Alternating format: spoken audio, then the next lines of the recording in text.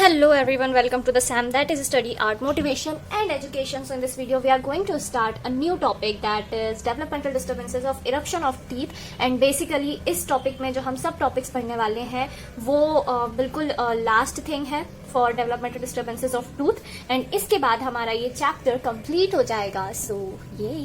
So इसमें हम क्या क्या पढ़ने वाले हैं? We are going to discuss premature eruption, multiple unerupted tooth, eruption sequestrum, retained deciduous teeth, delayed eruption, ankylosed teeth, embedded and impacted teeth. इन सब के बारे में हम पढ़ेंगे. एंड डोंट वरी, ये बहुत ही छोटे छोटे टॉपिक्स है as compared to the structure of tooth and shape of tooth. As compared to those, eruption of tooth is very very easy as compared to those things. Now coming to, इस video में हम premature eruption sequestrum और इन सारी चीजों के बारे में पढ़ेंगे. तो सबसे पहले हम शुरू करते हैं with premature eruption. Now premature eruption यानी कि प्री इरप्टिव. प्रीमेच्योर eruption से आपको पता चल गया होगा कि वो जो डेसिडस टूथ है वो मतलब अपने टाइम से पहले आ गए. ठीक है, उन्हें हम क्या बोलते हैं? प्रीनेटल टूथ भी बोलते हैं. ठीक है, अब ये जो इसका होता क्यों है, ये प्रीनेटल टूथ क्यों हो रहा है, टूथ क्यों हो रहा है? तो प्री इरप्शन है. प्री इरप्शन है यानी कि जो ग्रोथ है वो बहुत ज्यादा रैपिडली हो रही है. ठीक है, टूथ जर्म्स का जो ग्रोथ है वो बहुत ज्यादा रैपिडली हो रही है. रैपिड ग्रोथ की वजह से जो क्या होता है ना, आपने बच्चों की टूथ में देखा होगा जब वो न्यूली इरप्टेड होते हैं तो उनमें थोड़ा स्पेस होता है. ठीक है, that space is helpful for teeth to erupt very smoothly and without any disturbance. लेकिन रैपिड ग्रोथ के कारण स्पेस जो है वो कम हो जाएगी, जिसकी वजह से ओवर क्राउडिंग हो जाएगी, specially in incisors and canine, which will result in molar drift. जो है मोलर्स जो है वो बैकवर्ड की तरफ ड्रिफ्ट हो जाएंगे एंड एंटीरियर टूथ यानी कि आपका incisors and canines will drift forward. Okay, and the tooth germ will ये जो टूथ जर्म्स होंगे उनकी जो हाइट और विड्थ है वो इंक्रीज हो जाएगी, जिसकी वजह से नेक्स्ट जो परमानेंट टूथ आएंगे, that permanent tooth erupt will be उनकी जो पोजीशन होगी वो अलग अलग हो जाएगी. यू नो, जो एक्चुअल पोजीशन से उन्हें आना था वो वहां आने से पहले ही इरप्ट हो गए due to pre eruption of deciduous tooth. तो अगर उन डेसिडस टूथ का प्री इरप्शन हुआ है तो pre eruption of permanent tooth भी होगा. ठीक है, नाउ इसका एटियोलॉजी नहीं पता है. मेनली कहा जाता है कि एंडोक्राइन डिसफंक्शन की वजह से ये होता है.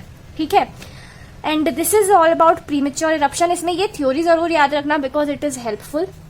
नेक्स्ट अगर हम बात करें तो नेक्स्ट हम बात करेंगे डिलेड इरप्शन के बारे में. डिलेड इरप्शन यानी कि पहले इरप्शन जल्दी हो गया था, अब इरप्शन हो नहीं पा रहा है. इसका एटियोलॉजी नहीं पता क्या है, लेकिन ये कुछ डिसीजेस से एसोसिएटेड हो सकता है. यानी कि अगर पेशेंट को या फिर बच्चे को कोई डिसीज है तो उस वजह से डिलेड इरप्शन हो सकता है. Now this disease can be of two type, systemic disease and a local factor. Systemic diseases में रिकेट्स हो सकता है, क्रिटिनिज्म हो सकता है एंड क्लीडोक्रेनियल डिस्प्लेजिया हो सकता है. लोकल फैक्टर में फाइब्रोमेटोसिस जिंजाइवा हो सकता है. फाइब्रोमेटोसिस जिंजाइवा अगर होगा तो ये जो फाइबर्स होंगे जिंजाइवा के वो टूथ को बिल्कुल ऐसे जकड़ के रखेंगे, जिसकी वजह से टूथ जो है वो इरप्ट जल्दी नहीं हो पाएगा. ठीक है, इसका ट्रीटमेंट कुछ भी नहीं है. इसका ट्रीटमेंट लिटरली कुछ नहीं है. ये अगर इसमें क्या होगा, अगर सिस्टमिक डिसीजेस से या लोकल फैक्टर से अगर जो टूथ है या फिर सिस्टमिक डिसीज को पहले हम ट्रीट करेंगे और इन सारी चीजों में रिकेट्स, क्रिटिनिज्म, एंड क्लीडोक्रेनियल डिस्प्लेजिया हो गया, तो इसमें क्या होता है, बेसिकली इसमें ये होता है कि अगर ये डिसीजेस है तो सबसे पहले इन डिसीजेस को प्रिवेंट किया जाएगा, because in these cases the delayed eruption और that tooth disturbance is a secondary thing. ठीक है, और इसके बाद ही इसका टूथ इरप्शन जो डिलेड इरप्शन हुआ है उसका ट्रीटमेंट होगा. Now coming to the multiple unerupted tooth. Multiple unerupted tooth बहुत ही अनकॉमन सा है, मतलब कॉमनली नहीं देखा जाता, बहुत कम लोगों में देखा जाता है. और अगर ये मल्टीपल अनइरप्टेड टूथ है तो वो क्यों हो रहा है? Due to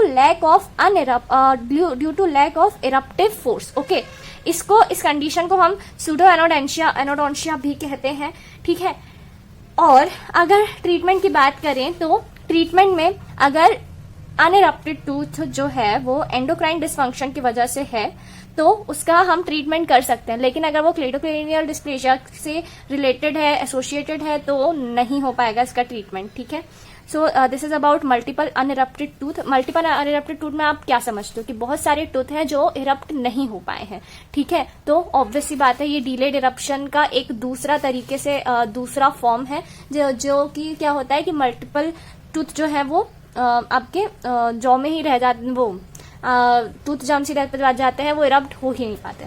okay, so these are the 3 anomalies which we have covered in this video and next में हम इरप्शन सिक्वेस्ट्रम के बारे में पढ़ेंगे।